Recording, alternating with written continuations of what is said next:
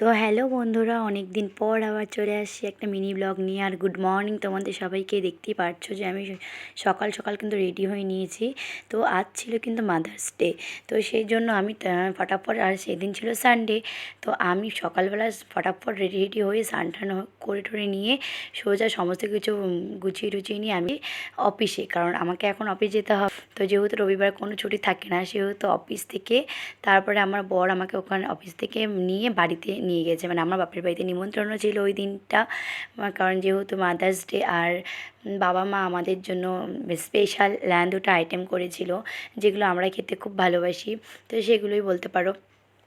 তো আমরা কিন্তু অফিস করে, আমি কিন্তু সোজা, তোমাদের দাদা এসেছিলো আমাকে নিতে অফিসের নিচে, তো অফিস করে নিয়ে আমি সোজা চলে গিয়েছিলাম বাপের বাড়িতে।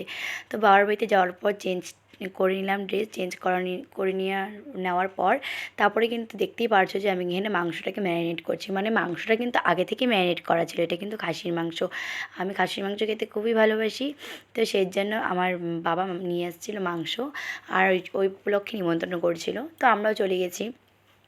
এবার মা সারাদিনে মাংসটা রান্না করেনি, কারণ কেন রান্না করেনি সেটা তো মানে আমার হাতে, বাবা বলছে মনা রান্না করবে, মনার হাতে মানে আমার হাতে রান্না খাবে জন্য মা করেনি।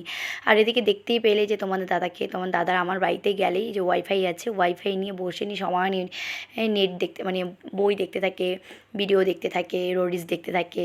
ও এরকমই করে, বাড়িতে গেলেও সারাদিন ও শুয়ে থাকবে, ওর এটাই কাজ। যেহেতু নেট আছে সেহেতু আর কোথাও যাবে না, ওখানেই থাকে।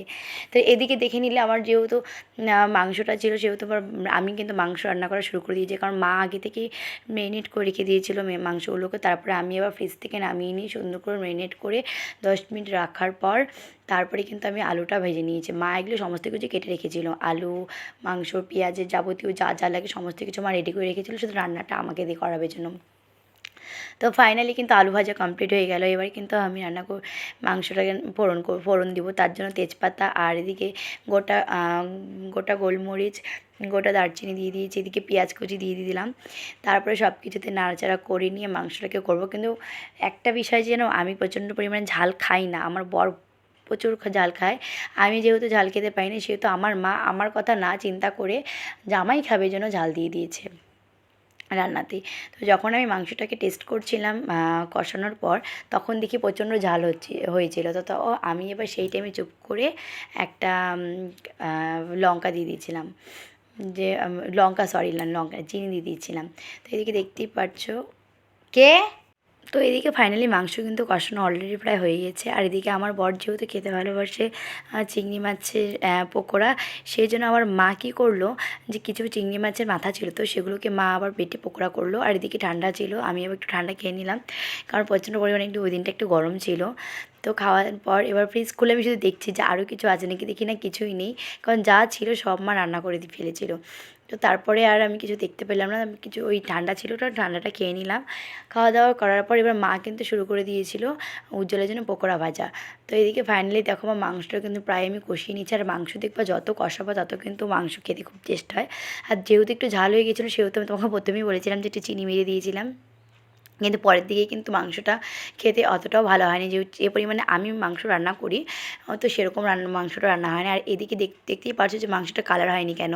তো তোমাদেরকে আমি বলে দিচ্ছি, কারণ আমাদের বাড়িতে না, আমাদের বাপের বাড়িতে বলো, আমার বর বলো, কেউ কিন্তু, আমরা কিন্তু শুকনো লঙ্কা খাই না, শুকনো লঙ্কার গুঁড়া ইউজ করি না, তো সেই জন্য কিন্তু আমরা লাল লঙ্কা দিইনি। যা রান্না দেখছো সেগুলো কিন্তু সব কাঁচা লঙ্কাতে, তা যে কাঁচা লঙ্কা রান্না করলে কিন্তু দেখবে একটু কালার হতে চায় না।